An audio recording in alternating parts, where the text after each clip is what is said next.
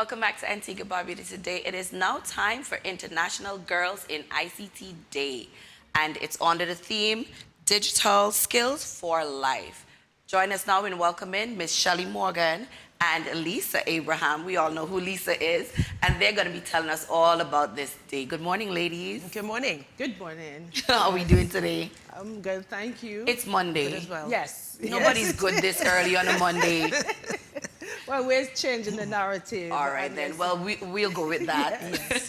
Yes. All right, so tell us about International Girls in ICT Day. Tell us about the initiative and how it came about. Yes, so I'm Shelly Galloway from the Ministry of Education, and International Girls in ICT Day emerged some 12 years ago with the International Telecommunications Union deciding that, partnering with education institutions to spotlight the need for women and girls to be involved in STEM careers and to pursue those ICT areas. We recognize that there's a digital gap divide, and so out of that emerged the International Girls in ICT Day.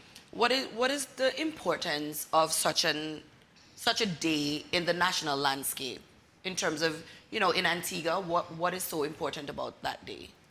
Well, we know that the whole aspect of gender diversity and women being represented in the marketplace, they bring different and fresh perspectives and ideas to the table that can assist in solving complex problems and advancement in that field. So we have a more, builds that more qualified workforce, and also it helps to boost the economy because, STEM is a big contributor to the global economy.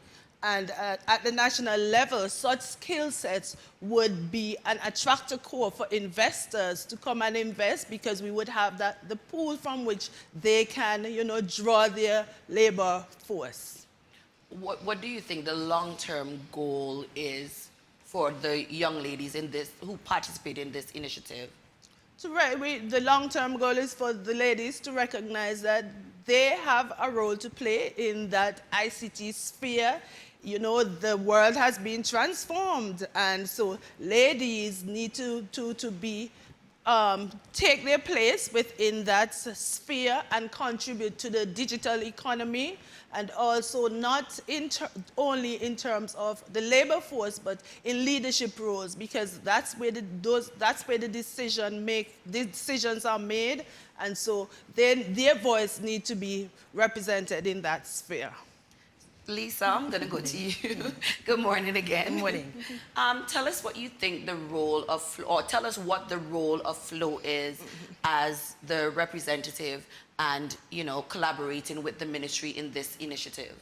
Well, as we represent technology, being one of the largest technological providers on the island, and boasts of several women in technology and leadership positions at Flow, it is only fitting that we partner with the Ministry of Education. It is the third year we are partnering, and we have the first female member, first female to be enrolled in the engineering department at Antigua State College as a member of staff at Flow.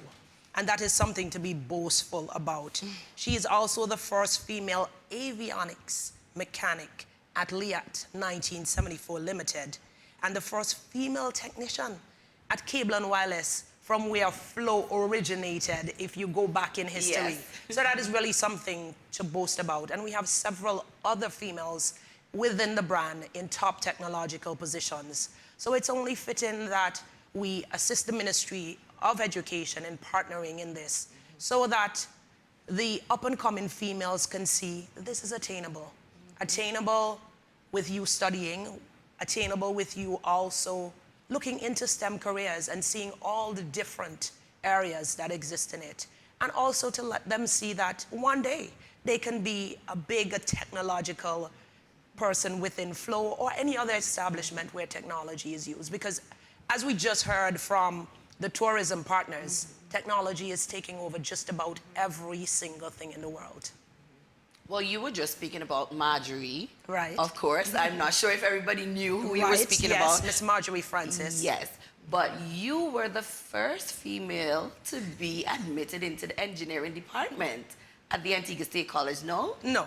You what was your number when you were admitted into engineering? Oh, so I never did engineering. So I applied to do engineering at Antigua State College, and fortunate or unfortunate for me, at that time, I didn't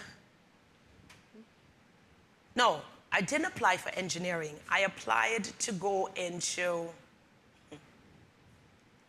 commercial. Commercial, okay. But because of my passion for engineering, they thought that's the direction I should have gone. However, my father said that women were not respected in the dirty world at that time. So he said, I don't think that is a good direction for you. So hence my reason for just shifting out of that. But that was my first passion back then, to consider engineering. But then after my dad being a mechanic and me raising up in that world, I thought that, let me go fix some car, because I like cars and things like that. But then at that time, and that's something 30 years ago. Yeah. Is it something that well, I know you said you would encourage females to go into that field, but what was it like for you? I mean, from earlier, I know you said that your dad was like, okay, that's not for women, it's not as respectable. Of course. But coming up and then seeing the journey you would have taken and where you are now. Tell us a little bit about that. Well, I would say the whole sphere has changed. You can almost say we're not at a full 360 yet, but we're almost there. Because now not only are women respected in, say, the dirty world, but we're more respected in just about every single profession that male dominates. They're now making more room for women to be able to operate and hold their own little spaces in those parts of the world, whether it be technology, whether it be the dirty world, whether it be the music world. Women are now stepping in, and the guys are saying, come on in. They're not fighting us anymore. They're now saying, come, let me teach you a little thing or two. Let me show you a little thing or two. So it's just so much more now. And even in the world of fixing cars, like in recent times, my dad say, you so good on them computer things, I think you should study it now. Well, now I'm done out of that world, because now computers have now taken over. So now it's not diagnosing the cars anymore by the old method. So before, my dad then would have to drive on old bad road and try hear the noise and all of that, and try figure out what making the noise and all of that. Now, you just plug up a device and it tells you, change the alternator, change the disc pad, change whatever. So now technology is taking over that world. And now, when you see the women in the dirty world, we ain't dirty, We're not dirty anymore. No, because we're putting on our gloves and we're dressing up nice. And if pink is our color, we're rocking the pink. Yes. And if purple is our color, we're rocking the purple. And we're just changing up the whole dynamics of all the worlds now. And we have even gotten the men to come over, So instead of men now going to work in their old dirty overall, no, they want nice overall and color and the name and logo and things. So with women being accepted in the world now, we are able to even curb the mold of the men to even respect themselves more in the worlds that they're in. How important do you think the role of the private and public sector is in terms of joining with the ministry for this initiative? As you're the representative of Flow. Right. So the public sector, the private sector is joining with the ministry to bring more awareness to the young people. How important do you think that is? Now, that is ultimately important, because from school, you end up into the public or private sector. So if those sectors don't support the youngins, as we call them, they're the future. So they need to support them and help them and groom them so that they are better leaders when they get out of the world of school to then come into your companies and represent you and also represent themselves. So if you can go in and partner with the ministry or any other educational institution for that matter on what they're doing as public or private partners, you then help to mold the young people, take them out of the gangs, take them out of all of the other follies that they're getting involved in, and even give them little part-time jobs and all these little things to help to groom them into the adults that we want them to be. Because we say the youths are our future tomorrow. So the tomorrow, that's who we're gonna need. 30 years ago, I wouldn't have thought. Yes. This year's 30 years since I left school. Can you imagine? 30, I can't can't even imagine. I can't 30 years have passed already. I walked into Clear School the other day, put on my uniform like I never left. That's why I said I can't imagine. You understand? So we definitely have to harness the youths, and as public and private entrepreneurs, they're the next generation. I saw Ibis post something the other day on his social media, and it is so true. As adults, many of us forget that we were once young. Yes. And we once did. What we can now do is curb them. So not that they're not going to do, but if we would have made mistakes, help them not to make similar mistakes. Help them to walk a better path. Okay? Because yes, we want to experiment. Yes, we're going to try things. We were once young. So since we were once young, you have a little daughter now. Mistakes that you made, you would like to help her to not make those mistakes. So that's where corporate and private comes in. Let us help to harness the youths and develop them so they can be better adults in the future. Well, Ms. Galloway, I'm going to come back to you for a little bit. I know you said this day has been around for, what, 12 years now? What are some of the activities that you engage in to honor the day, International Girls in ICT Day? So for this year, we would be having a technology challenge. Well, first of all, we will have a opening ceremony, a brief opening ceremony, and there would be representatives who would be speaking in, women who have been making their mark in that arena would be speaking to our young ladies. So we'll have a sort of real talk where they would interact with them, as Lisa would have said. They would share their stories and provide them with strategies of how to navigate some of these challenges they would have had back then. And afterwards, there would be that interactive session where the students would be exposed to digital skills, digital tools that they can embrace. So we'll have Miss Abraham. She would be there. Yeah, she would be one of the facilitators. So we'll have reimagining DJing, and she would share her expertise in that area. We'll have podcasting. Another facilitator would be taking charge of that session, as well as robotics. And just on the topic of robotics, you know, one of our young students was a part of the Dadley Bots, the robotics team that represented Antigua in the first global challenge in Geneva, Switzerland. That person will be there to share their experience, because it's just giving them an opportunity, you know. Our students, our young ladies, they just need that opportunity so that they could see a different sphere. And once they see that sphere, the world opens up for them.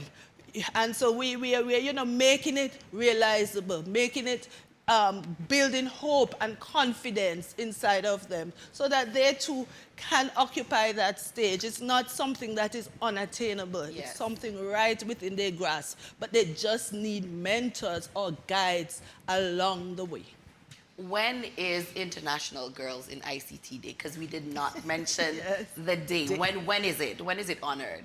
So International Girls in ICT Day is on the 4th Thursday in April, and this year it's the 27th of April, and it will be held at the Antigua Barbuda International Institute of Technology from 9 to 3. Unfortunately, we are unable to accommodate all the females, so we're just catering for a few face-to-face, but there are activities that those who are in that online space can engage in. They can go onto the ITU website and track the activities that they make their voices be heard on that day. We're encouraging. We know that Alma Mater Day was a hit. It And was. we want to capitalize on that too and encourage young ladies who are making strides in this sphere to come alongside the girls and just give a shout out, record a shout out, and a message to our youths, our young girls, to encourage them and motivate them to make a decision to enter into that STEM path and just make a mark in that area. Small steps. Plant that seed, and later on we'll have that harvest. Are there any other organizations that you would like to say thank you to, apart from Flow, of course, and any other companies and so on? Yes, I would like to say thanks to Project Jaguar. They too have been with us for the past 3 years, and they are the one spearheading the technology challenge, putting everything together, getting our girls, in that authentic experience, authentic learning experience, so that they could be equipped with some of these digital skills. It's just to whet their appetite for that day, just exposure. But we hope that it would create that desire to delve deeper into those areas. Lisa, you?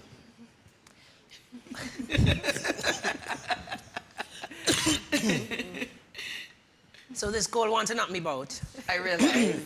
But I would encourage all girls in whatever learning institution in Antigua to get involved in something technological.